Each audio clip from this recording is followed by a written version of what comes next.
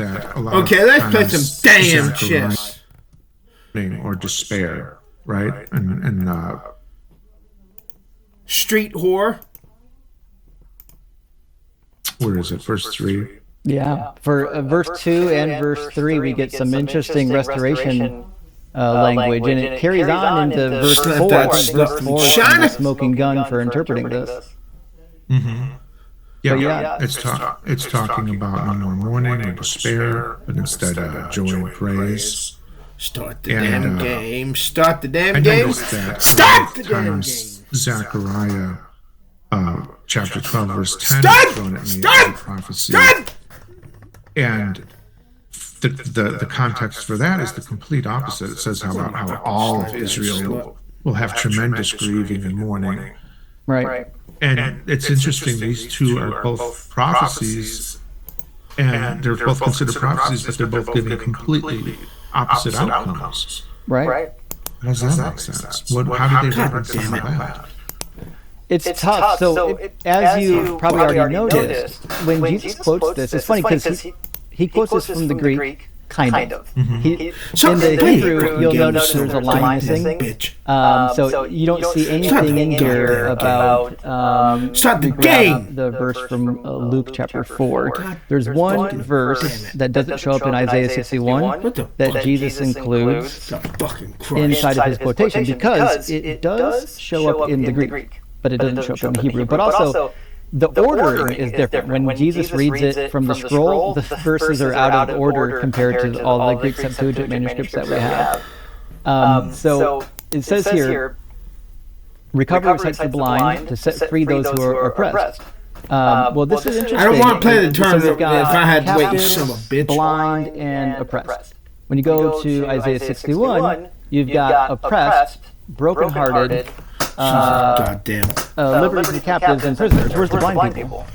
Oh, they're not there. Jesus we just wanted to include that. Well, obviously they would want to include that part from the reading of the Greek, because what was one of Jesus' most famous things? Well, healing of the blind. Come on. And so you have to pick and choose which version you're even using, just to make sure you get the one that you like best.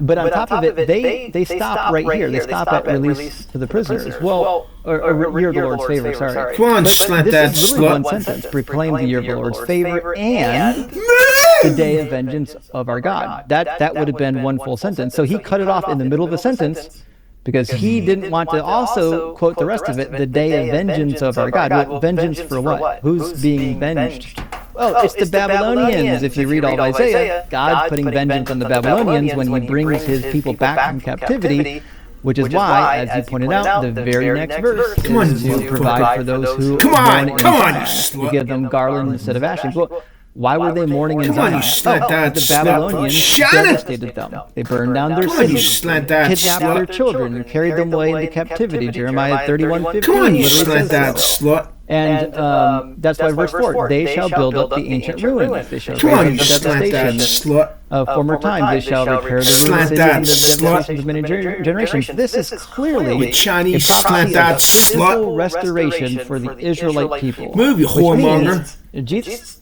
if he didn't do any of this, then he's obviously not the person in verse 1 where it says the Spirit of the Lord is upon me. And also, to be sure, the me is the person speaking. Is the prophet. The Spirit of the Lord, God, is upon me, because the Lord has anointed me. He has sent me to bring good news to the oppressed. Well, who's delivering the message to the oppressed? It's the author of this exact chapter. Come on, you So son there's of no a good bitch. reason to put Jesus in Come on, here you son of a once you bitch. read the context and understand what was happening in the author's lifetime, in the audience's lifetime, and what the actual requirements were. Yeah, Move, you it's son of a wild to bitch. think about Jesus stopping in the middle Move, you of son of a bitch. a verse, right? Or leaving out the rest of the sentence, because that kind of Fucking gives damn, you us son of a bitch. makes you think of like tactics like that. Come on, you comes son from of a a bitch. creationist on YouTube, not Jesus. Come on, you goddamn Right. son of a goddamn bitch. It's embarrassing too, Come because on, like son of a here's what you have to do as a Christian to know whether or not this prophecy was fulfilled. You just have to go to Isaiah bitch. and read it. That's it. That's all you have to do. Go back and read 5 verses. Slut that And you slut. would know what's happening here. But Christians won't do it. They'll read the New Testament. Well, Jesus said he did it, so he must have done it. Okay? Did you bother reading the source material? Right. He's wondering what in the fuck am I Okay, doing. now this is Oh a my- little more oh my God, familiar I'm with all fucked the up. shenanigans, but it's important to I point just out fucked up. because this is a big one that a lot of people turn to, I and that's just Isaiah fucked up. I chapter just 7, fucked verse up. 14, Yeah. about how Jesus will be born of a virgin. Suck my slut. So, what's the deal there? Obviously, this Come on, you whore. This is the smoking gun. Obviously, this is about Come on, you Jesus. whore. It's funny, a lot of the debate on this topic on Isaiah 7:14 Come on, you is whore. around the Hebrew wording Alma. Come on, you But whore. you can actually grant, well, you shouldn't because it Come doesn't on, match the whore. language, but you could Come on, theoretically whore. Move, grant you that the whore. original translation or the original version Come on, you said, whore. a virgin shall conceive. Okay? Virgins do conceive, right? My own brother married a virgin who got pregnant literally on their honeymoon. A virgin conceived. And so a virgin Come on, you conceived is not the whore. same as a virgin giving birth. Those are very different things. Fucking time you So fucking if the prophecy was originally something akin to, look, the virgin shall conceive, dope. I'm not impressed yet. Well, why would he say something so unimpressive? Oh, because the rest of the prophecies obviously not about the child necessarily. The child is not as important as what God is doing with the child, namely using that child as a timeline. And so if you look Would you back in the please move passage, me verse first 1 and 2 more? kind of lay out the situation. King Ahaz, the king of Judah, is under attack. Move, you And the whore. northern Israelites made an alliance with the Arameans, and they're going to team up and try to take over the Judean throne and put somebody on the throne that's more favorable to their alliance. And Ahaz is terrified, as you would expect. So God sends the prophet Isaiah to go speak to him. First time, he ends his first prophecy with, if you do not stand firm in faith, you shall not stand at all. So God's like, hey, we need you to stay strong, buddy. We're going to get through this, right? So then the very next thing he does says, again, the Lord spoke to Ahaz, saying, ask a sign of the Lord your God, and let it be as deep as Sheol or as high as heaven. Okay, so he's like, listen, I need you to have faith. Ask for a sign so I can show you something. But Ahaz, because he was trying to go with the king, played fake piety and said, I will not ask and I will not put the Lord to the test. Then Isaiah said, hear then, O house of David, is it too little for you to weary mortals that you weary my God also? So Isaiah's like, listen, buddy, you're wearing God's patience pretty thin. So he says, therefore, the Lord himself will give you a sign. Look, the young woman is with child and shall bear a son and shall name him Emmanuel. Now this is where you can pause for a minute. It's clearly about a pregnant young woman. In Hebrew it says ha'amah, which means a pregnant young woman. So ha'amah just means the woman or the young woman, and hara would be an adjective for I knew he was pregnant. gonna do She's that clearly fucking already shit. pregnant, and she's shortly Motherfucking probably going to be giving birth. So that's one thing in the Hebrew text that is super problematic for the interpretation. The other problem is it's actually pretty clear that the name Emmanuel is a prophetic name. If you read the rest of 7 and 8, those chapters, all of Isaiah's children have prophetic names. And in the end of chapter 8, he even says that the children that you've given to me who are signs, meaning these children are prophetic signs, for the future. So this would seem to be in agreement with chapter 8, which is namely this child is probably the child of Isaiah and his wife, the prophetess, and this child is doing the same thing that is described in chapter 8, namely he's going to be a timeline. So it says he shall eat curds and honey by the time he knows how to refuse the evil and choose the good. For before the child knows how to refuse the evil and choose the good, the land before, whose 2 kings you are in dread, will be deserted. Okay, well, how's that going to happen? The Lord will bring on you and on your people and on your ancestral house such days as have not come since the day that Ephraim departed from Judah, the king of Assyria. So he's saying, listen, the child is about to be born. Before that child knows right from wrong, so about age 13, before that child knows right from wrong, I'm going to send the king of Assyria, and the king of Assyria is going to wipe out those 2 kings that you're afraid of.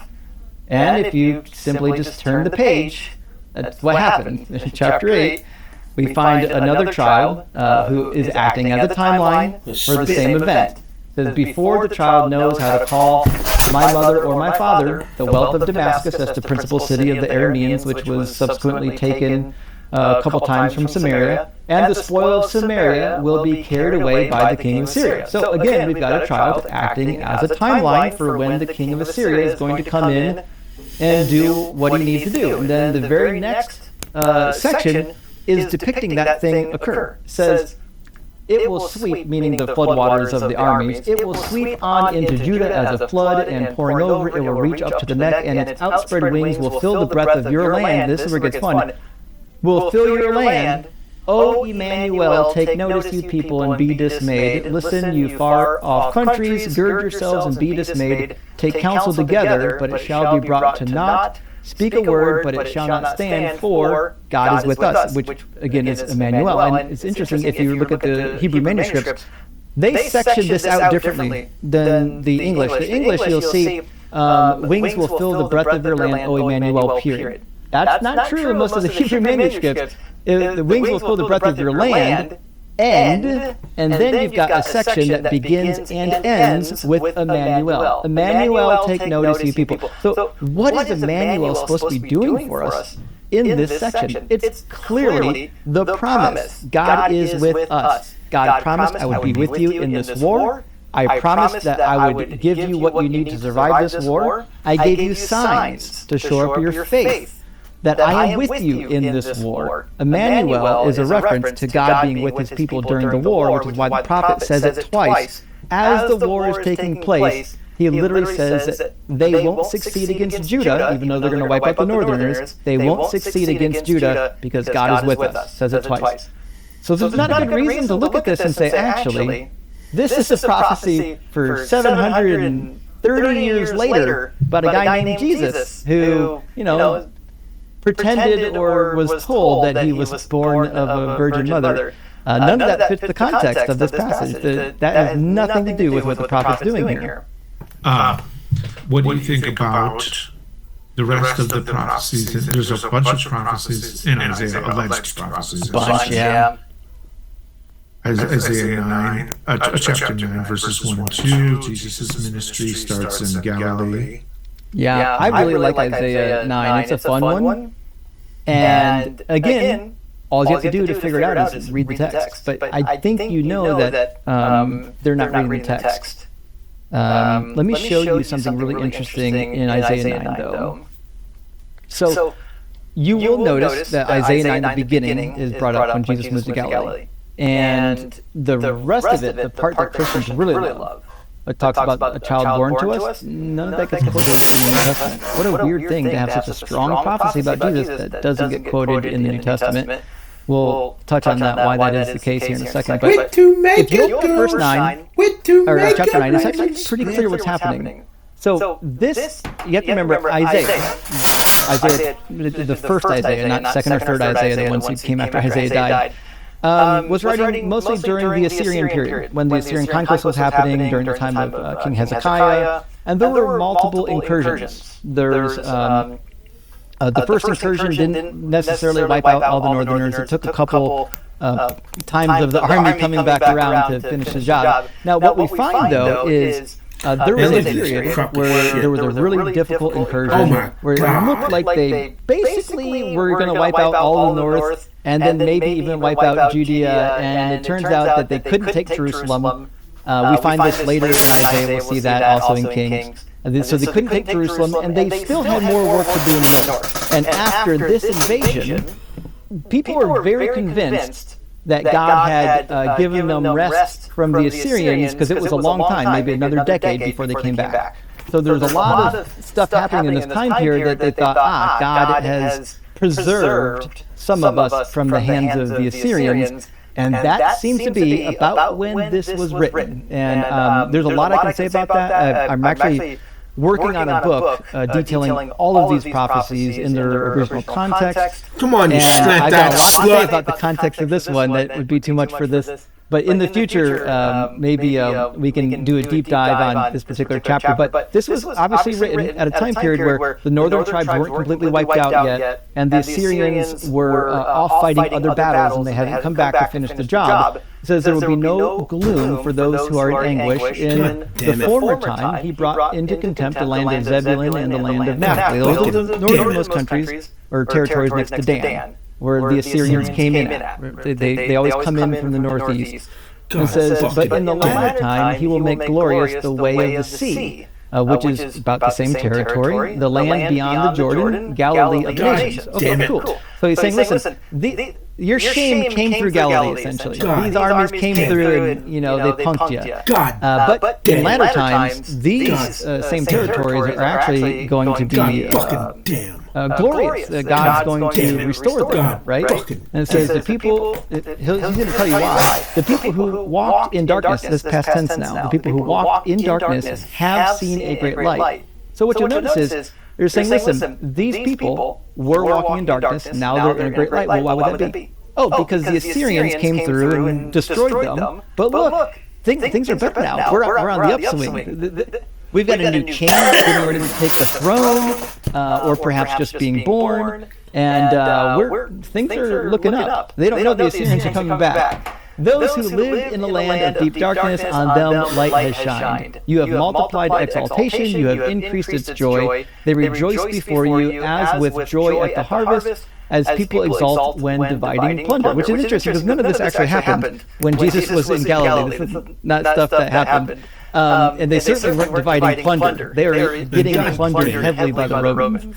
It says, but when they were able to chase off the Assyrians for a time period, certainly there would have been some plunder being divided. It says, for the yoke of their burden and the bar across their shoulders, the rod of their oppressors, you have broken as in the day of Midian, referring to the Assyrians. You've broken the rod of these oppressors. In fact, the Babylonian Talmud and some of the later interpreters, like Rashi and the like, talk about Isaiah 9 in the same context that I'm going to give you here, which is namely, this is in the middle of the Assyrian conquest period.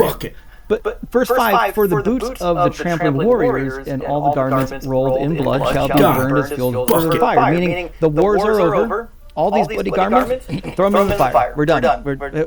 We're going to be done with it. But why? Right? Verse 6, for a child has been born for us. Now this is where Christians should really pay attention to the text, and also where knowing Hebrew helps. So my translation just says, for a child has been born for us.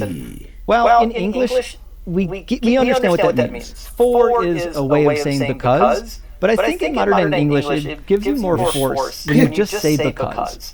Because if you say that the garments rolled in blood shall be burned as fuel for the fire, because a child has been born for us. Well, now your brain is connecting. Oh, these events in verse 5 are occurring because of verse 6. Well, in verse 6, there's a child that's already been born. It's clearly going to be a king. It's probably Hezekiah. And it says a son has been given to us. These are actually in the past tense. So both yeled, the verb for bearing a child, in verse 6, and the verb for giving, both of them are in the past tense. This is a child that's already been born at the time of writing, which you would expect about Hezekiah in the middle of the Assyrian period. It says, authority rests upon his shoulders, and he is named Wonderful Counselor, Mighty God, Everlasting Father, Prince of Peace.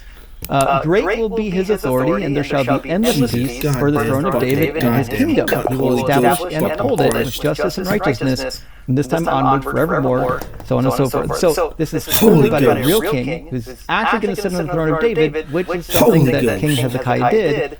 And Christians would be, yes, but they called him Wonderful Counselor, Mighty God, Everlasting Father, Prince of Peace. Well, this is where, again, knowing a little bit of Hebrew helps, and also knowing ancient context. And the ancient enthronement psalms and prophecies, they would give these theophoric names to their leaders. Meaning they thought their leader literally was God.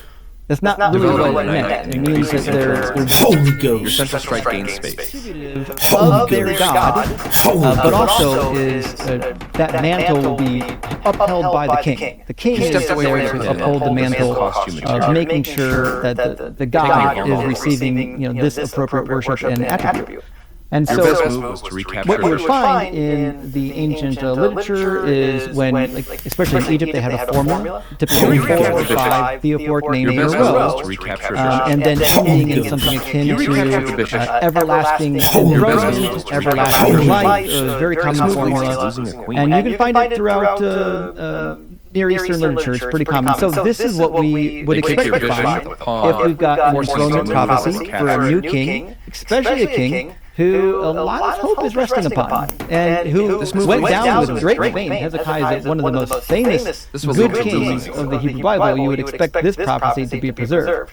Now, the weirdest thing is, if this is really about Jesus, we would expect that this is something that the New Testament should have touched on, but it doesn't. The reason is because, again, they couldn't read Hebrew, they were reading Greek. And in the Greek version of this passage, it reads very different. In fact, let me grab...